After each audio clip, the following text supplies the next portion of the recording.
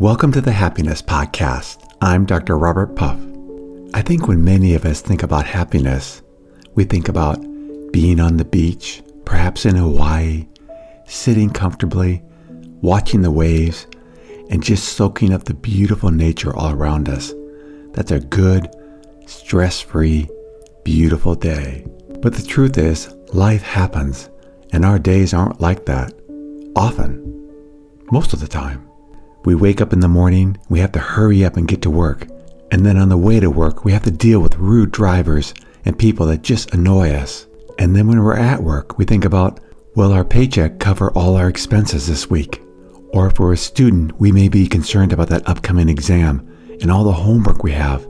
And the list just goes on and on and on.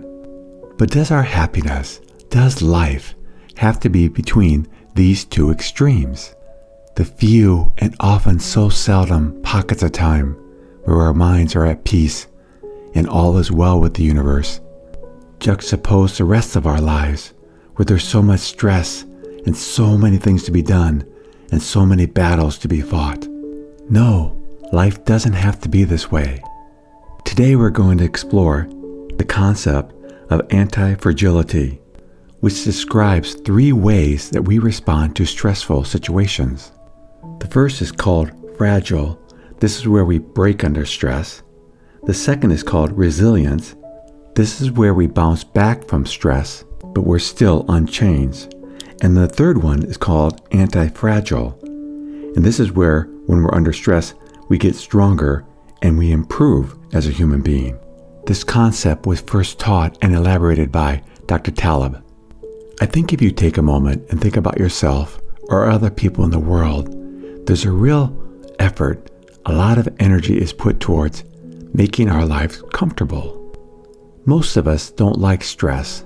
Most of us do a lot of things to avoid stress. We may come home after a long day and have a couple glasses of wine to get rid of that stress. We may hope to someday inherit a lot of money, so all the stress will be gone.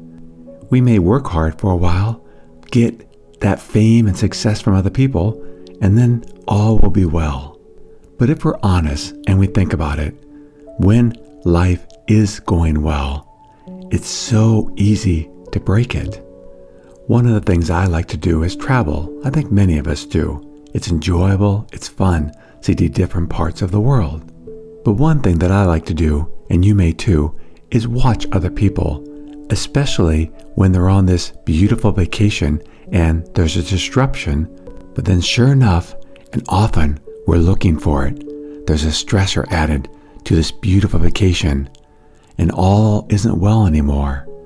Our flight's been delayed, or even worse, it's been canceled. What a horrible day now. Or perhaps it's even ruined our entire vacation. Another place we see this all the time is in weddings. People spend so much time and energy preparing for their perfect wedding. And if you've been to enough weddings, you probably know not all weddings go smoothly.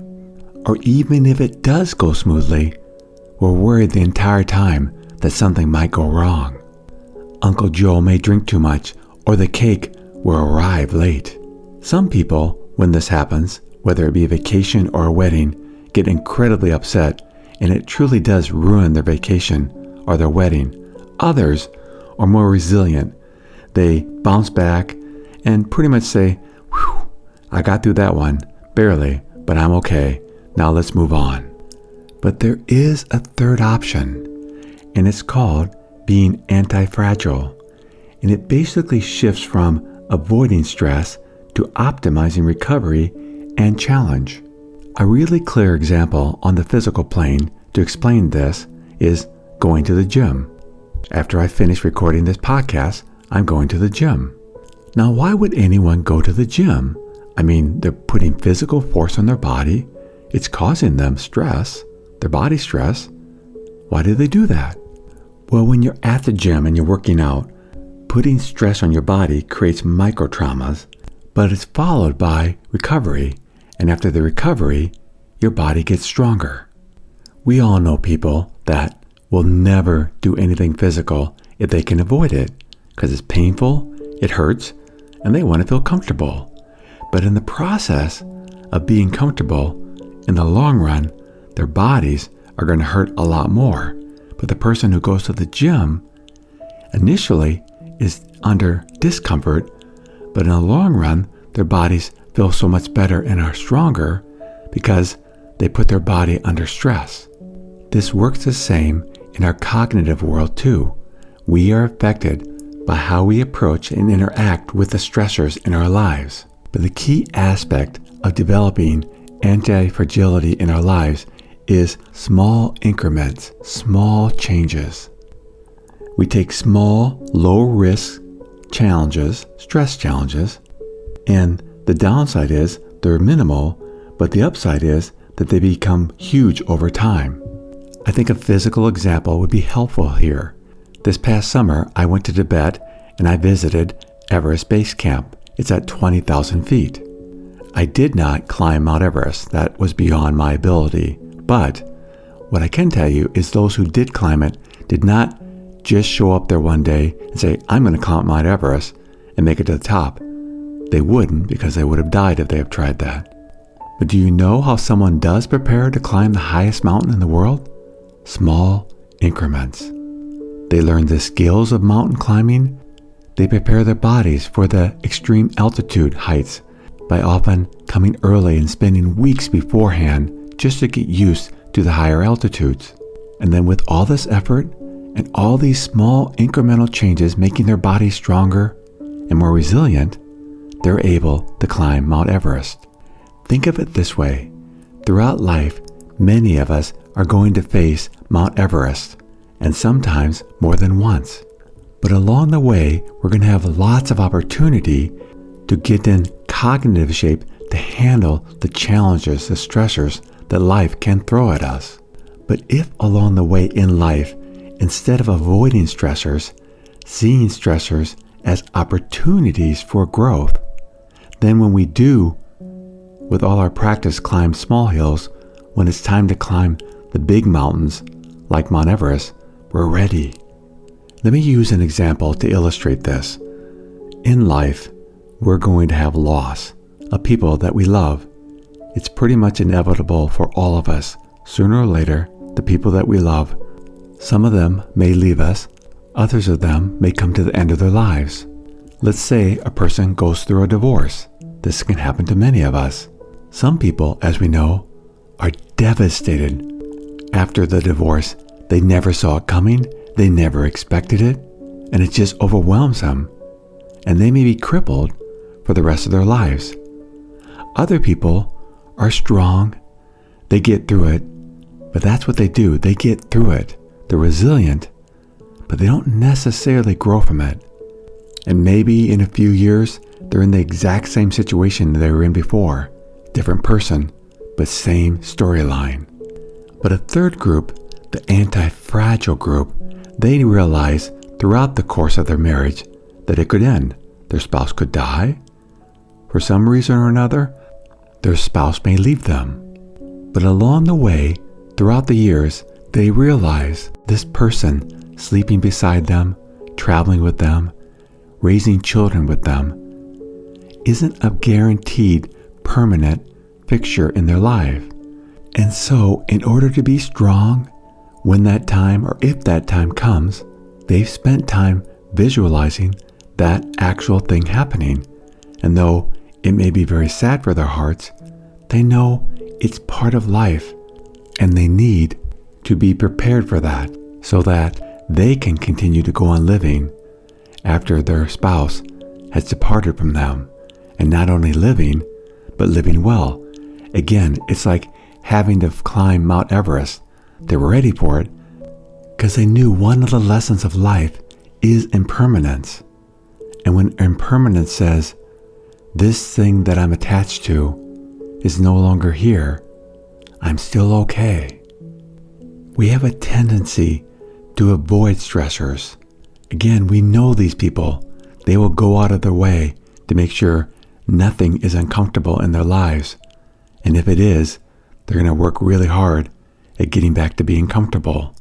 But by avoiding stressors, we actually create more stressors in our lives because sooner or later, things are going to impact us.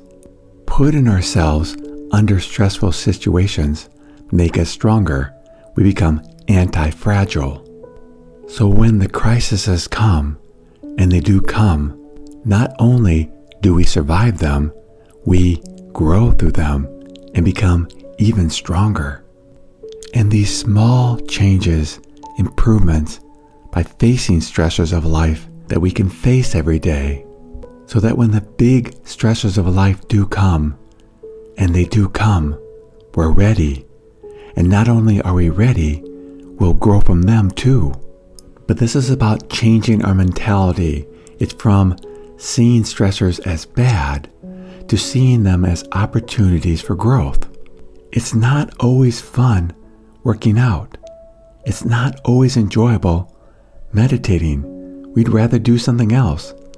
When other people, our friends, want to go out and party, and we decide to stay home and read, all these activities make us stronger, less fragile, so that when the bigger stressors of life do come, and they will come, we're ready. I once fell off a horse, landed right on my back onto a rock, and I couldn't move for 5 minutes. But because I do so much yoga, I was able to start moving again, get up, and for the rest of the ride, I just kept moving and stretching my back because I knew that's what my body needed. And it did take weeks for my body to completely heal, but it did heal. It really works the same way emotionally and psychologically and spiritually. We are going to face stressors in our lives. Our world is changing so rapidly right now. It's inevitable we're going to see changes that we're not going to see coming. But because we have so many things supporting us, when one thing falls out of place, like let's say we lose our job, we have our friends, we have our hobbies, we have our passions that we turn to instead during those times. Every day we do little things that push ourselves, that stretch ourselves, and then we recover from these things and we become stronger. So when life does present us with the big challenges, we fundamentally gain from the chaos that's presented to us. So the fear, the anxiety just won't be there because we know that we're stronger now and that we prepared for this challenge and we're ready. The truth is, we can ultimately handle anything. I've been working with so many different people over the last 30 years, helping them get through every imaginable crisis possible. And I found we can get through anything. But instead of being fragile, being safe, making sure that everything is just perfect, instead, we live our lives well. We understand that the challenges of life, not only can we overcome them, but they make us stronger because we're prepared, because we're ready for them. By listening to the Happiness Podcast and all the other things we do, we know now that when these challenges come, when we have to face our Mount Everest, we will face them with courage, with strength, and when we make it to the top, we'll look at life and say, we did it. And then the next time we're having to face Mount Everest again, we'll say, we got this. Thank you for joining me on the Happiness Podcast. If you'd like to learn more about the podcast, please go to www.happinesspodcast.org. That's happinesspodcast.org. Until next time, accept what is, love what is.